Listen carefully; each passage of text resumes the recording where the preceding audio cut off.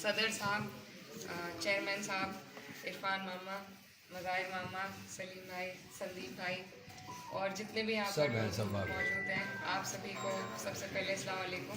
और सभी बड़ों ने सारी ज़रूरी बातें आपको कह दी, मेरे लायक कुछ बचा नहीं है कहने को। लेकिन मैं बस यही कहना चाहती हूँ कि आज जो मुल्क में हमारे हालात हैं उस पर आपको और हमें बहुत गौर करने की ज़रूरत है।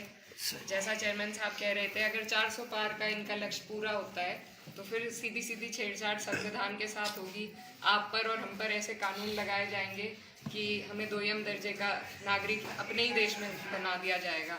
और वो जो मलाल उस टाइम होगा तो तब हम कुछ नहीं कर पाएंगे, लेकिन आज टाइम है कि हम अपनी रोकथाम करें। और मैं ये भी कहना चाहती हूँ कि जो हमारे टिकट मिले हैं इस बार, हमारे लोगों को जितने भी कम होती जा रही है उसकी तादाद, और आगे शायद और कम हो जाएगी अगर हम अपने नुमाइंदे ना भेजें। अब जैसा कि अभी चेयरमैन साहब ने बताया कि सहारनपुर से इमरान मसूद साहब का टिकट हुआ है, तो आप सबको मुबारकबाद। और अब आप पे बड़ी जिम्मेदारी है, क्योंकि यहाँ पर पश्चिम में मेरे ख्याल में 2 ही सीटें हैं जहाँ पर टिकट मिले हैं।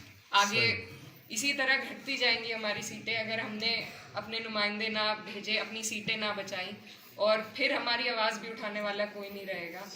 तो ये बहुत गंभीर मुद्दा है, क्योंकि जब तक हमारी हिस्सेदारी सरकारों में नहीं रहेगी, हमारे लोग वहाँ तक नहीं पहुँचेंगे, हमारी आवाज़ नहीं उठाने वाला कोई रहेगा, तो हमारा इस अपने ही देश में हमारा दर्जा घटता जाएगा।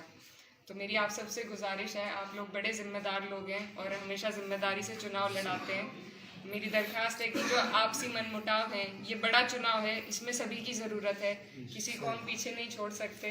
तो जो भी आपके आपसी मनमुटाव हैं उन्हें भुलाकर आप लोग सब एक मंच पर आए।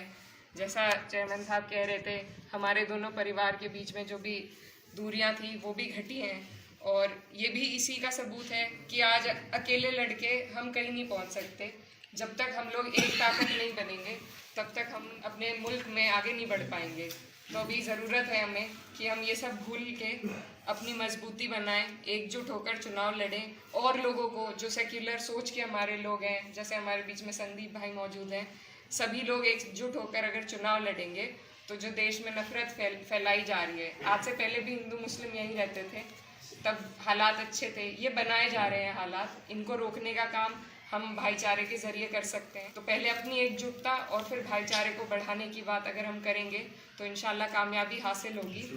और बस आप सबसे यही दरख्वास्त है कि जो भी हमारी जीत का रास्ता है वो परसेंटेज बढ़ाकर ही निकलेगा। हम कोशिश कर रहे हैं कि हम बाकी वोट जितने हैं हमारे सेक्युलर सोच के लोग हैं उन्हें जोड़ें।